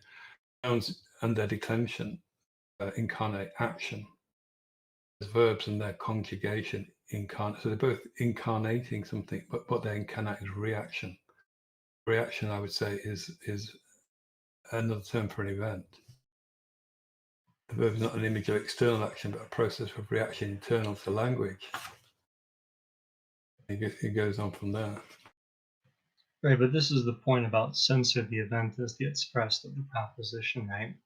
There's a way in which the event makes language possible and makes those three elements possible, which I think relate more directly to what the Epicureans are using, but also makes the verb possible, which is this point about conjugation, because that seems to give us the events. But with sense, right, there's a way in which sense is now made possible through the event making language possible. That gives us this kind of line, which is that distance between words and things.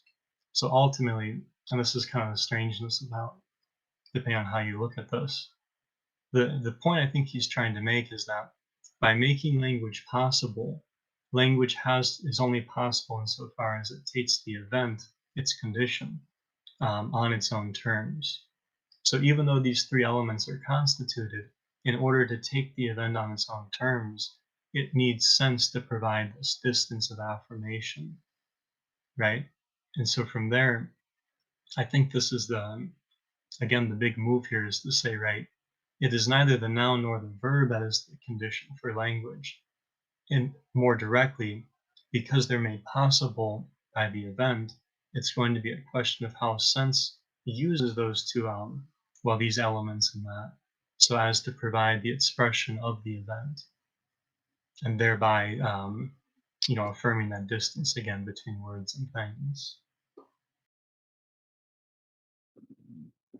What I'm thinking from your discussion so far is that, reminds me of the Mobius strip. So I'm just thinking of the direction, like it's again like the discussion here. What language? The function of language here is that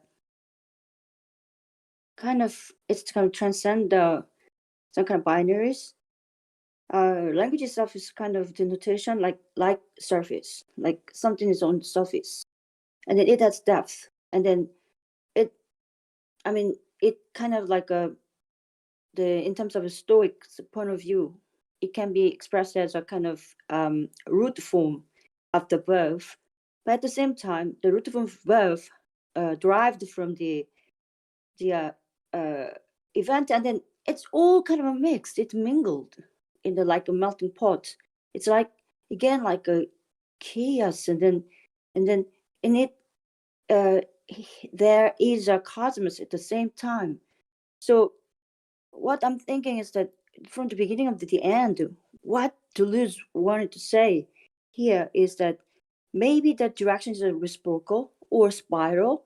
It's not just like a linear or one way. It's kind of like a intermingled, like the language and the event, or which one is that first? It's like egg and chicken, something like that.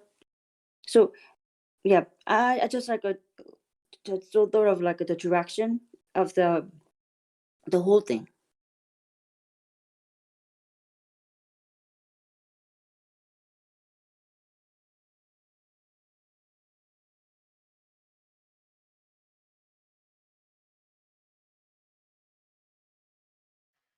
I mean, in a way, yeah, right? Because it would be, if you put in the chicken and the egg question, right? What produces what, the chicken or the egg? What is the source of the genesis, right? Even if it's going to be a cycle. And I do think it applies here insofar as we're kind of getting at the chicken produces the egg and the egg produces the chicken, right? There is this co-vivacity there. But then, right, then the larger question is going to be what produces the chicken and the egg, right? What's the conditions of their production? So yeah, I do think that would be kind of the Deleuzian move is instead of making the chicken the condition for the chicken and the egg or vice versa, the egg is the condition for the egg and the chicken. It's to see them as ramifications, right? And to look at what produces that. Yeah, and also if there is anybody who can would explicate like the why here, Epicurean and then Stoic like point of view were introduced to explain the things. My understanding is that Epicurean view maybe may have to do with some kind of singularity, like it's more focused on like a nouns, and then it has its own kind of like a changes in it. On the other hand, like the Stoic verb, like it has the basic form of verb, which has to do with the event. So what I mean is talking about here is like again like a surface versus depth. Of course, like that has to do with the denotation versus like manifestation, like which one is represented through that. But at the end of the day, like Deleuze thinks, I guess, like it's all kind of like a mix and then nobody knows what kind of direction exactly it is, or something like that. Well, so the verb specifically, and it's a little bit more in the next paragraph, but the way the verb plays with those things is the verb ultimately changes its to state. The verb curves its conjugation in conformity with the relations of denotation, manifestation, and signification. That's the aggregate of times, persons, and modes. This is how the verb sort of plays within that, rather than doing the declension of the atom, which is the Epicurean way, which is modifying the noun, which is a thing we don't even really have in English. We don't even have declension, I don't think, as a function in English. Someone will correct me probably. But where you modify the noun based on its connection to other things. This is a verb doing the same thing, a verb sort of shifting its setup. That's the next paragraph talks about this, the two poles, which is the present, which indicates its relation to a denotable state of affairs in view of a physical time characterized by succession, and then the infinitive, which indicates its relation to sense or the event in view of the eternal time which it develops. This oscillation of the two forms of the verb is kind of the big deal as I'm seeing it. Brooks, you spot on. I'm not sure like you have already talked about that. So that has to do with some kind of the ion and the chronos. Actually, you guys talked about that actually. So in the case of Stoic view of verb, it has to do with the it's kind of confusing, like the chronos, right? Like ion. So anyways, like it has to do with why Stoicism and then Epicurean view were introduced, like it has to do with some kind of ion and then chronos thing, right? It's more to do with the reason why I introduced Stoicism was its relation to things. That's what he says at the beginning of that paragraph. It says they attempt to locate things that which renders language impossible, and the things that he then discusses are the things of language, which are nouns and adjectives and verbs. Then it kind of comes out that the verb is the thing that's the kind of organizing principle. Then he goes on into this paragraph that we're just beginning to look at.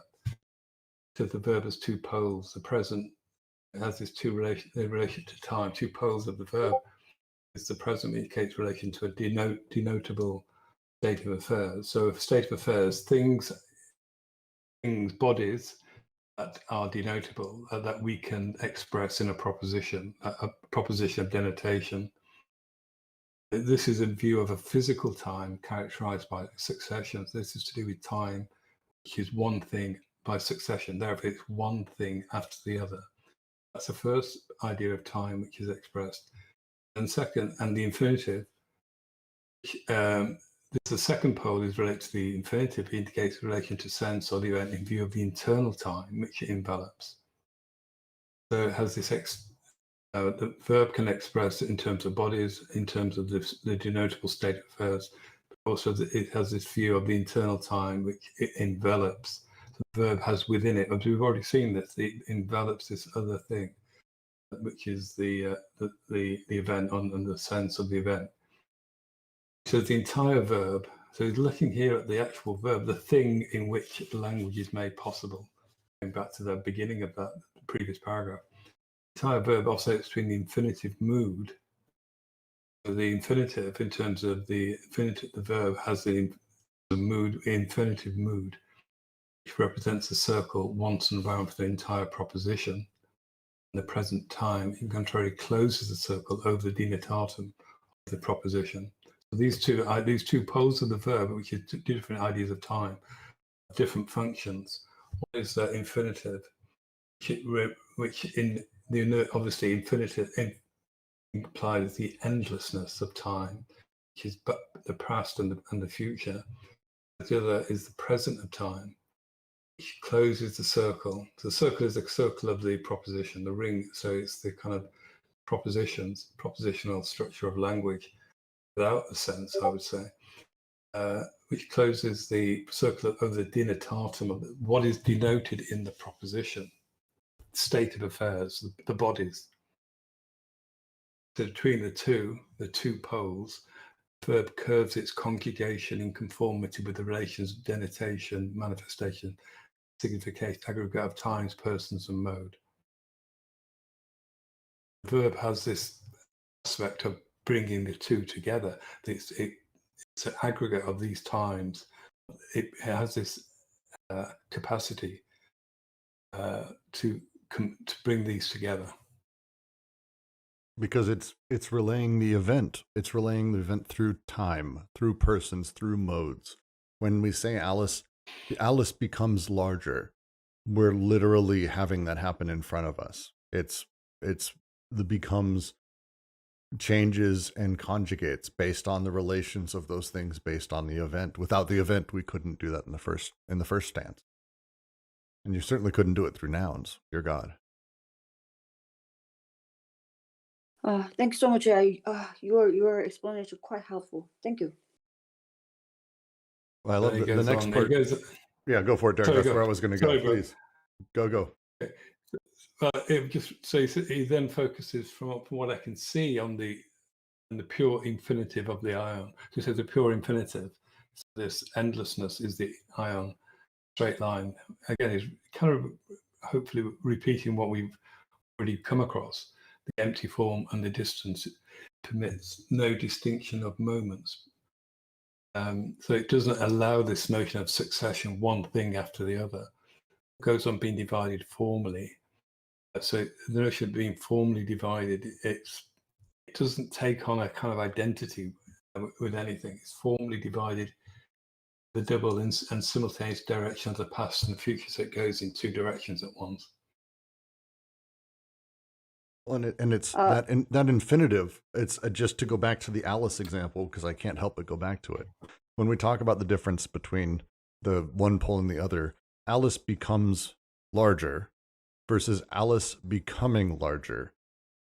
There's a sort of innately in those two sentences.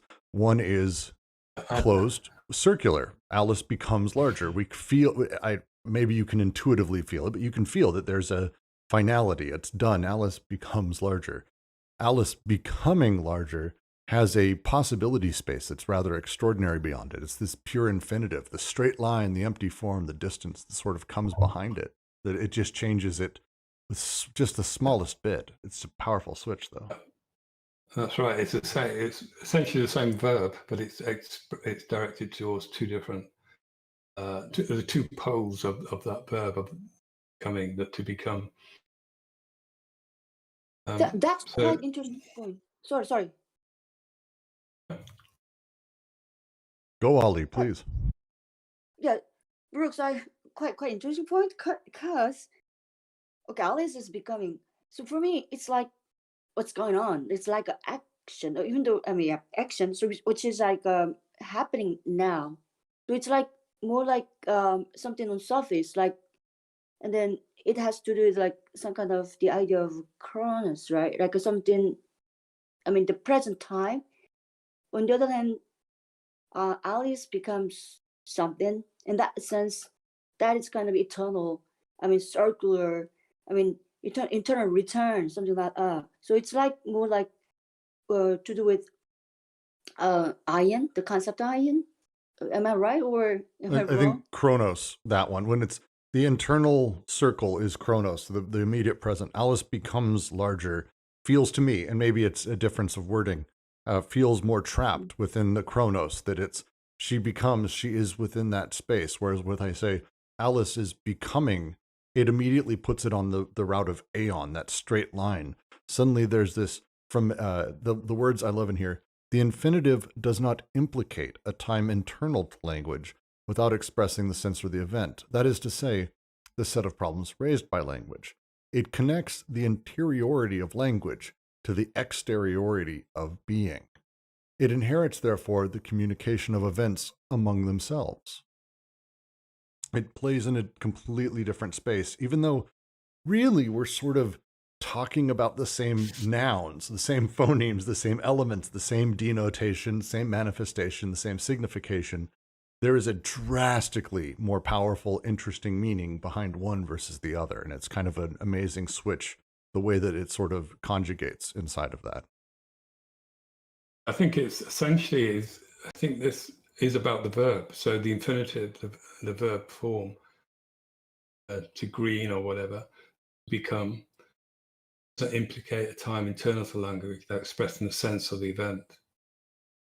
That is, as you say, the set of problems raised by language. It inherits, therefore, the communication of events amongst themselves. And then the final section of this paragraph, he returns to this notion of univocity that we spoke about last week. So one's notion of univocity, in which the one sense is the one thing expresses the sense of everything within the one expression. So typically being a set of many things, but it's one sense of being that is spoken. As for univocity, it's transmitted from being to language, the exteriority of being. So this is interesting, being from being to language. So being is a kind of, perhaps in the ontological sense, perhaps also in the kind of ontical sense of beings, are the things, the state of the exteriority of being to the interiority of language. So this notion of being exterior, expressed in the univocity of being said in one way. It's spoken in language. It's one of the things he said last week. He said that univocity is speech, is said in speaking. So in a sense, he's accounting for that, what he said previously in this paragraph on the verb. As for univocity, is transmitted from being to language, from exteriority of being to interiority of language. Equivocity, also the equivocity of nouns. So, yeah, that's interesting. So that is expressed to the noun. So the noun, it's connected to bodies, but it's becoming this notion of equivocity attached to it. The equivocity of language, the form of an indeterminate infinitive, without person, without present, without any diversity of voice. And finally, it is poetry itself. It expresses in language all events in one. The infinitive verb expresses the event of language being a unique event, which merges now with that which it renders possible. Which is a whole other thing. It's an amazing that as it expresses in language all events in one, the infinitive verb expresses the event of language. It's a meta commentary on language itself by being infinitive. It's that extra thing that it reinserts, language being a unique event, which merges now with that which renders it possible. It's the self-insertion, again, playing within those things again. It's the nature of when I say Alice becoming larger plays into that event that makes language possible in the first place. So the verb is an expression of the event, which is the idea of becoming, always, becoming. Well, becoming is a verb. Right. So it's an infinite. It represents the infinity of ion, right? But the verb, also indicates the present. At the same time, it's also indicating this kind of the infinity of ion. What he says there in that paragraph, so the entire verb oscillates between the infinitive mood, Right. which represents circle once and wide for the entire proposition, and the present time, Right.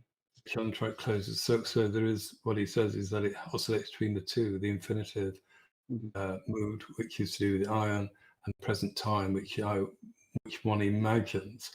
He doesn't say it might relate to, it's a notion of time, one thing after the other, which is a kind of like Chronos. I'm not sure if it is, to be honest with you.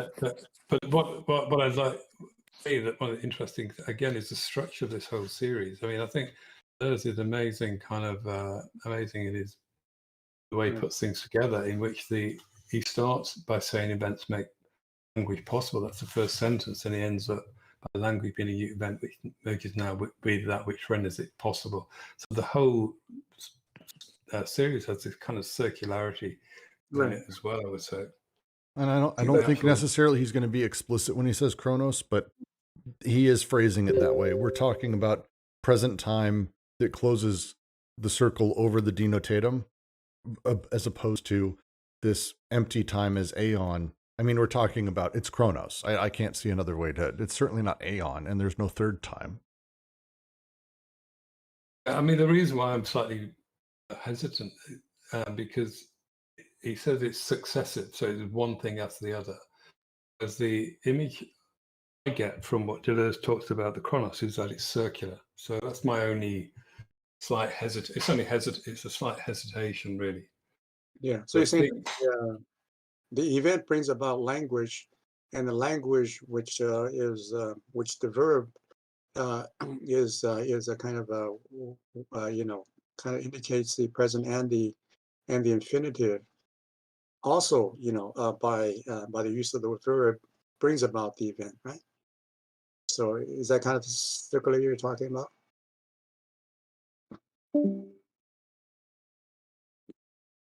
I mean, so to me, Chronos is circular. I mean, we can go back. He utilizes the term circular all the time when talking about Chronos.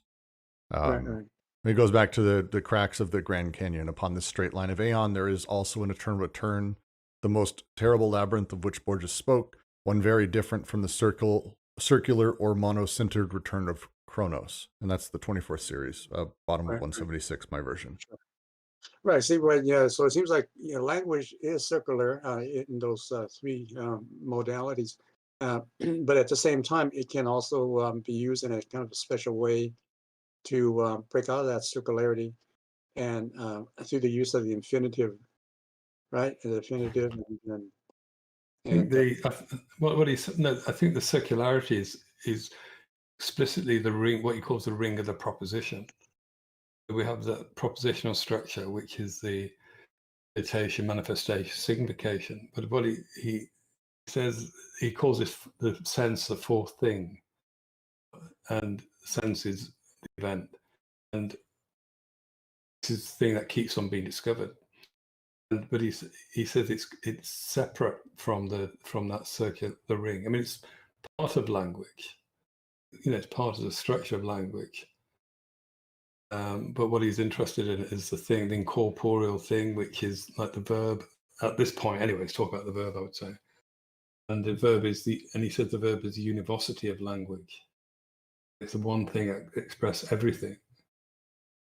Form of an undetermined infinitive without person, without present, without diversity of voice. And he says it is poetry itself.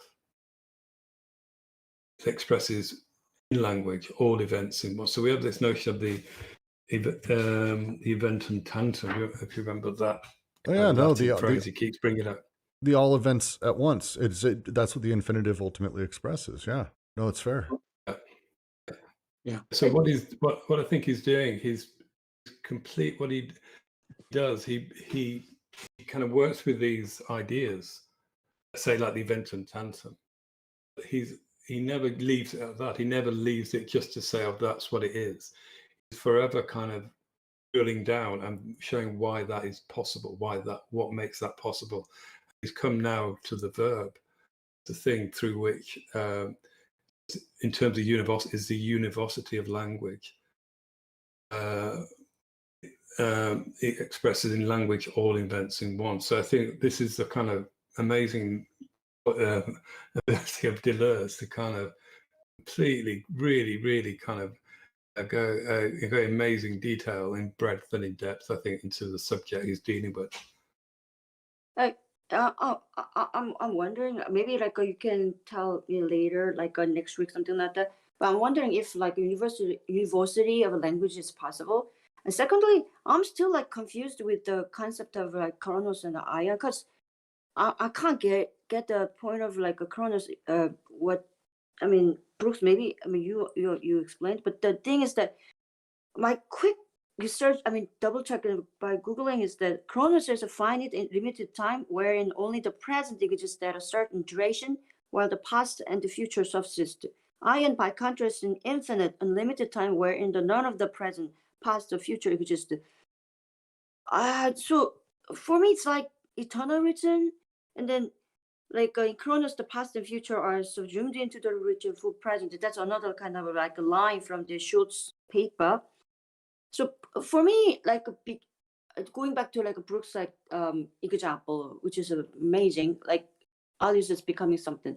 It's like more like a Chronos. I'm sorry, like bringing this one again, but I can't totally understand. Well, so I'll start by saying that this is not an easy thing, and I'm not even fully sure I grasp it. So let's not, don't worry about that, because it's not supposed to be necessarily even a thing we should be able to grab easily. We're talking about two diametrically opposed conceptions of time. Like they are flat out opposed. On the one hand, we have aeon, which is this infinite past and future with an instant that I'm in right now. So if you think of a movie, not to go too on the nose with a place Deleuze goes with this, but if we think of a movie as basically a series of singular frames, that's more aeon, infinitely divided, past and future, into frames, and we can make frames upon frames upon frames. We have 1 million frames per second, and we have one frame that's no, and it's constantly moving. It's like aeon. Chronos is a different way of thinking about it. Instead, it's talking about an extended present, a finite present, this extended present, this time that you're living right now that you're able to perceive as almost a continuity of events. You are able to take in me talking. You're not thinking about the millions of times that this frame is flying by, because you don't. And there's kind of an oscillation in way that these two opposing ways of time layer onto each other, primarily through language and our sort of understanding and sense-making of these things. But this is kind of the two simple ways I would describe it. Again, not easy. Two, this is not really a Stoic conception of time. This is Deleuze's, in the same way that like Deleuze, his old joke that he takes philosophers from behind, like he's straight up taking all the Stoics from behind. Like this is not the way they wrote about this stuff. It's almost impossible to find. But they write around these things, and he's kind of piecing those things together into these two conceptions. So it's not intended to be easy, but I would say think about these two as not being, well, they're opposed, and we can't really have a sentence that utilizes both of them, or a proposition, or you can't really have a thought that has both of them merged on top of each other, that we play between them as we make sense of things, moving from one possibly to the other, or within them. So that's how I'm thinking about it, because Chronos is the time that we experience. As if you were to just, if I were to say, live in the moment, look around you and listen to me, and you're taking it in and you're looking at this is more Chronos. And as you remember events, that Chronos loops back on itself. This is the eternal return. It's an always repeating section of time. It's always creating new in front of you and behind you. And at some point that ends and you start another one. You never have this completely connected version of a total continuity with an experience. At least I don't. Maybe you do. But instead, at some point it ends and another Chronos section starts again. And this is this eternal return. Aeon is the eternal, the divided forward and back in time and space. As we talk about this moment or tomorrow, or join us tomorrow for Anti-Oedipus, for example, like these elements, when they pop in, we're talking about a divided past and future. That's not Chronos anymore. Now it's a very specific frame that I'm pointing at, rather than just the general experience I'm having in the moment, which is Chronos. Sort of. Probably an awkward way to phrase it. That's quite interesting. Wow. Am I far off, Derek, Jack, anyone else who's done this reading with us? Am I far off? No, sounds good, actually. I think the thing about understanding it is that it's constantly developed within the length of the text, over the many series that we read. Seeing it's not just find it one place, it just keeps being developed and it's used in different ways. So here is used in this paragraph, for example, is using the notion of ion in relation to the verb, and saying how the verb works. It's one of the poles on which the verb functions, I would say. It's always perhaps in relation to something. So I think one needs to think about the thing it's being attached to, what it's saying about the thing attached to, which is then telling you about the thing itself, i.e. the ion attached to the verb. Never just the ion by itself. Yeah, and Normatic, your question, is it about moving forward in time or in space? No. Maybe. It's tough to say. What I would say is it's going to be how we talk about it and the phrase. So asking about, am I moving forward in time and space, isn't even Chronos, even though you're demanding to talk about this lived experience. Instead, what you're doing is you're asking about a frame of it. Am I in this instant? And that's much more of a reference to Aeon, because you're talking about the hard definition of things versus this sort of finite present that actually has an extended nature around it that allows not so much future and past, but instead the core experience, whereas past and future divided by the instant is Aeon. Like I said, it's not an easy one. I posted a PDF that's absolutely stunning if you don't have access to our Discord. It's John Sellers wrote Aeon and Chronos, Deleuze and the Stoic Theory of Time, which is a phenomenally important read. I've posted it before. It is absolutely necessary because two things. One, I think it does a very nice job of breaking down Aeon and Chronos, but also it dives into sort of so you can understand how divorced Deleuze was from a lot of different conceptions of how time was done through the Stoics, and how he was making a little bit of this own by grabbing bits and pieces. Because again, there isn't like a hard theory of time that like, oh, here's my book. I'm Cicero. Here's my book, The Theory of Time. Like, this is not what happened. Instead, it's pieces said here, this said about that, this said about this other thing that's kind of being pieced and puzzled together. So it's a really wonderful read. I highly suggest.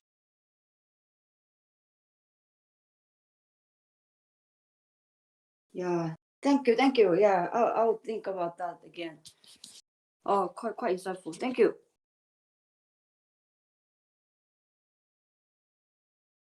Okay, I've got to go now. So I Yes. think that was a great discussion. I think we have some really good ground on that one, actually. It was wonderful. I'll go ahead and close us out. Thank everyone for joining us. Please join us again next week. We will be moving on to, I believe the next step is actually Univocity, which is going to be... Orality. Oh, next week is orality. That's right. Next week is orality. Jesus. We did Univocity a bit ago. It's quite a long one, actually.